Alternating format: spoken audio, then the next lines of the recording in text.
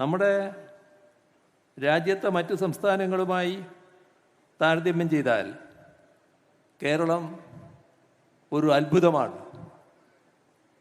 ഉത്തർപ്രദേശിൽ മാതൃമരണ നിരക്ക് 141. കേരളത്തിലത് നേരത്തെ പറഞ്ഞു 18. നീതി ആയോഗ് പറയുന്നു രാജ്യത്ത് ഏറ്റവും കുറഞ്ഞ ദാരിദ്ര്യം ഏറ്റവും കുറഞ്ഞ സംസ്ഥാനം കേരളമാണ് എന്ന് നീതി ആയോഗ് സാക്ഷ്യപ്പെടുത്തുന്നു. രാജ്യത്ത് 100-ൽ 11 പേർ ദരിദ്രരാണ്. കേരളത്തിൽ 200-ൽ ഒരാളെന്ന നിലക്കാണ്.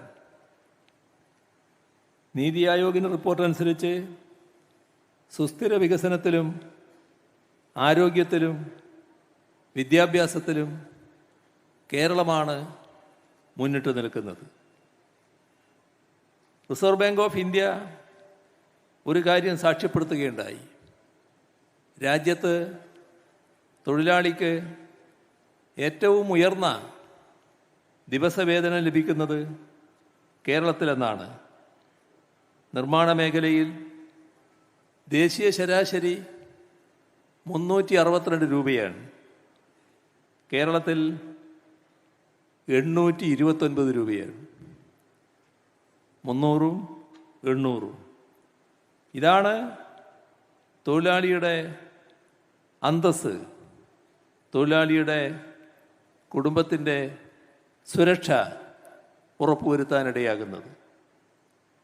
ഇന്ത്യ ടുഡേ പറയുന്നത് ഈ രാജ്യത്ത് ഏറ്റവും സന്തോഷമുള്ള ജനത കേരളത്തിലാണ് എന്നാണ്.